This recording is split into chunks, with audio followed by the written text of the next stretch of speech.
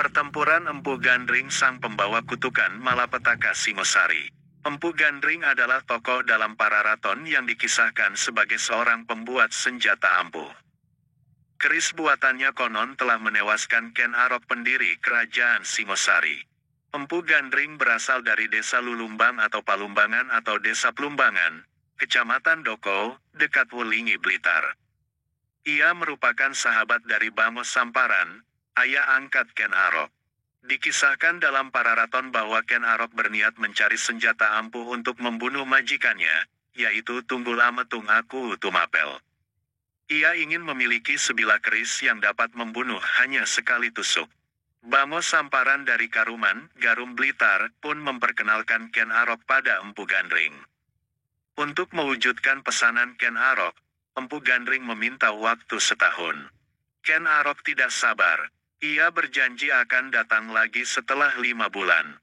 Desa Lulumbang tempat tinggal Empu Gandring diperkirakan saat ini berada di daerah Plumbangan Doko, dekat Wulingi Blitar.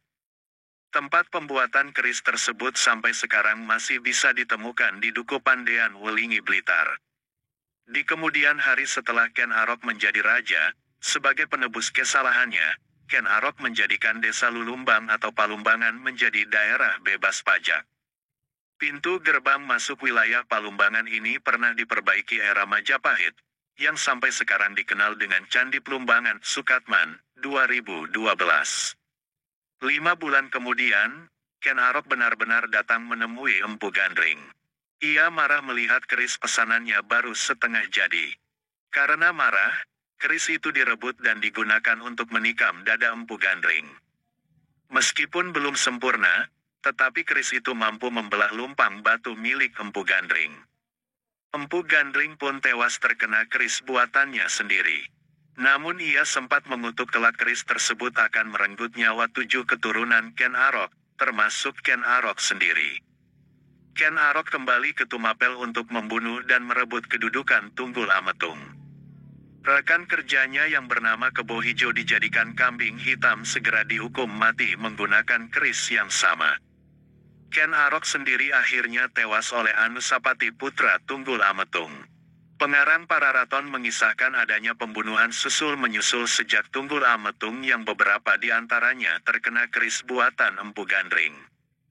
Mereka yang tewas terkena keris pusaka tersebut adalah Empu Gandring, Tunggul Ametung, Kebo Hijau, Ken Arok, pembantu Anusapati, dan terakhir Anusapati sendiri. Sedangkan Toh Jaya dikisahkan mati terkena tusukan tombak. Rupanya pengarang Pararaton kurang teliti dalam mewujudkan kelanjutan kutukan Empu Gandring. Dari 7 keturunan Ken Arok termasuk dirinya, ternyata hanya Ken Arok saja yang mati oleh keris itu. Adapun Anusapati adalah anak tiri, sedangkan Toh Jaya meskipun anak kandung namun kematiannya akibat tertusuk tombak bukan kena keris Empu Gandring.